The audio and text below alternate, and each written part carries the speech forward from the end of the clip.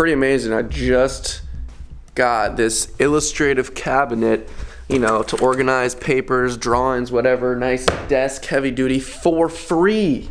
How about that? What a great start to the day. Part 2. We've gotten pretty far. Hopefully you saw part 1. If you haven't, I would go check it out. I talk a lot about my process, the steps I take to kind of begin and execute a painting like this, my way, how I do things, not the right or correct way, just how I do things. People have been asking. Part 2 coming at you live, in your face, rapid fire, play-by-play. Let's get her started. What are we gonna start on first? Not sure yet, but we'll find out.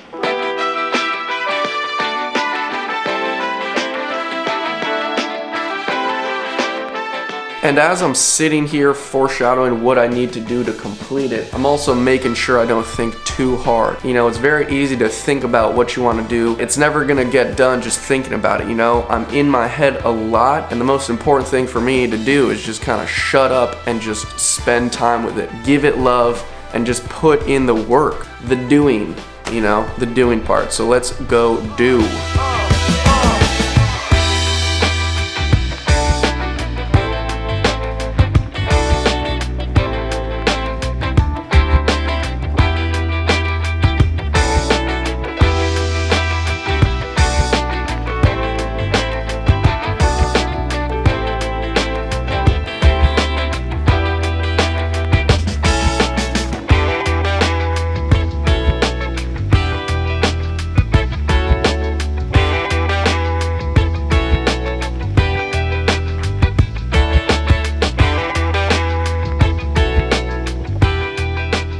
Check in real quick. I have this huge sweatshirt my buddy gave to me so I can get it nice and painty, and then he can wear it as a piece of art. You can see that I'm getting crazy.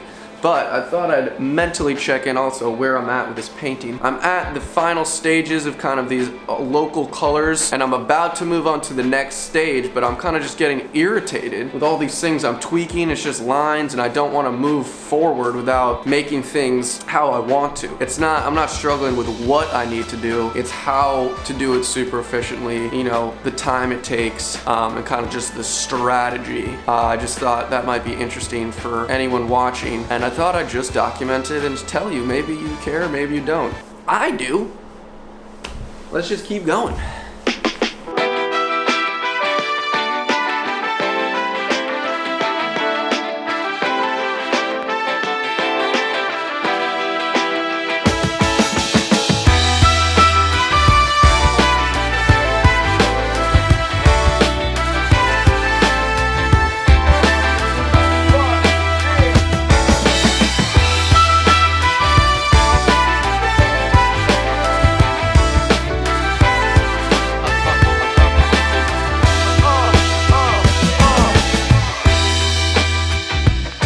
So if you can't tell, I'm putting in the highlights. You probably could, but I just thought I'd show you real quick how messy just this place is. I have to clean so much. But yeah, you could tell these highlights are coming in, giving it more value. Alrighty.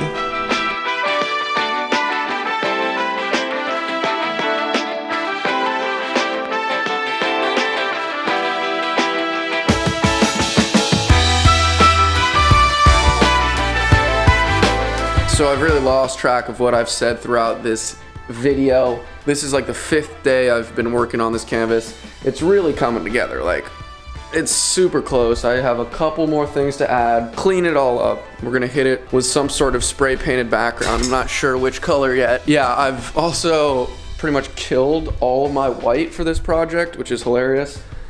And you know, it's a really good day when you get a new tube, you know, just the potential energy this one tube of paint has, what it can possibly do in the world. That's really where I'm at. We're just gonna kind of keep on grinding. Hopefully I'll finish in the next day. I have some deadlines to make, so let's get busy again.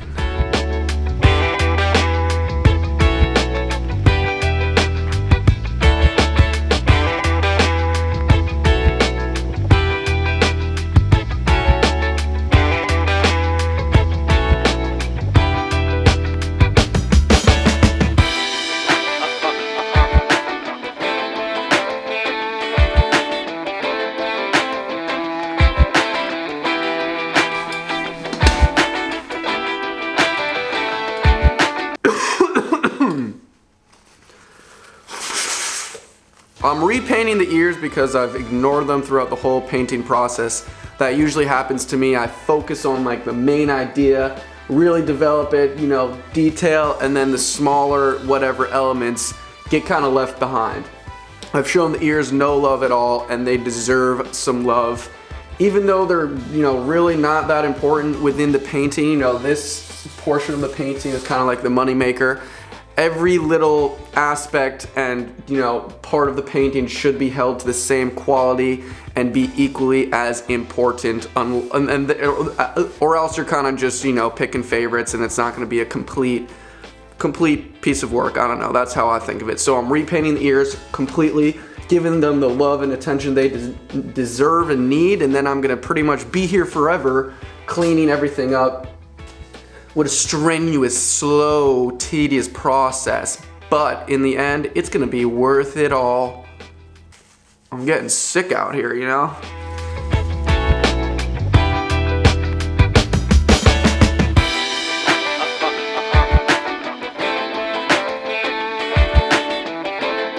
By the way, this is just a picture of my friend's ear I took just for reference. Hanging on my canvas, custom.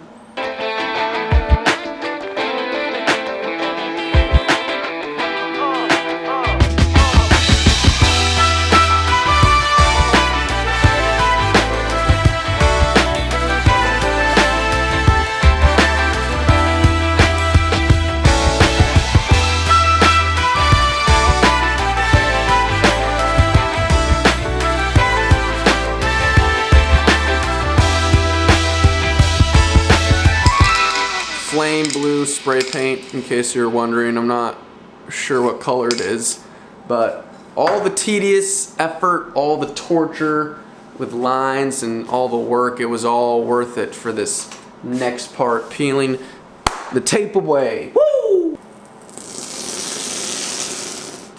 Oh yeah. Holy guacamole. Bam! Quite obviously did a, you know, dark background for all these light colors to pop, and oh boy does it pop. I wish you were here standing next to me. Wowza. Now I know what you're thinking. Wow, this has got to be the best art video I've ever seen in my life. Where can I see more videos? You're in luck. My channel has dozens and dozens of videos like this. You should subscribe to stay tuned with all the projects that are coming out real soon. Also follow me on Instagram because I post kind of behind the scenes of a lot of the projects I do. So, shameless plug. But anyways, the painting is complete. I can't believe it. It took so long, so many tedious hours making everything clean. Well worth it. And I was also thinking originally when I sketched it out, my plan for like the paint and color was to be a realistic skin tone color blend of some sort, similar to this painting. One of my favorites, you can see, you know, skin color blended, but it obviously ended up not being like that. It ended up being, you know, this blotchy kind of shaped style to exemplify, you know, the features of the body, similar to this canvas. A lot of shapes, droopy, whatever, lights and darks to give it form. And I just thought I'd mention that because I think it's interesting, you know, different styles you can go. I have videos on both of these canvases by the by. There's really so much I can talk about this canvas. Hopefully you learned something. Just remember to take everything I say with a grain of salt. You know, I'm no expert, I'm no master. All these things I'm saying are things that I do, you know, from my personal experience. I've said this before because I don't want people being like, oh, that's not how you're supposed to paint. It's not how you're supposed to paint, it's how I paint. And that's something I want to get across. And to the people asking me about how to get better at drawing, you know, how to make characters like I do, I'm sure you've heard this a million times, but you just gotta practice. You gotta put in the time. I put in the time for this, countless hours, I'm sure plus 50. And you know, success doesn't come overnight. You gotta put in the time, you gotta fail, you gotta do projects, you gotta take risks, and you just kinda keep at it, you know, over the course of several months, half a year, 2 years, and then you'll see improvement. So all I can say is get out there, grab yourself a canvas, grab yourself some paint and paint brushes, and get crazy. I'll see you in the next video.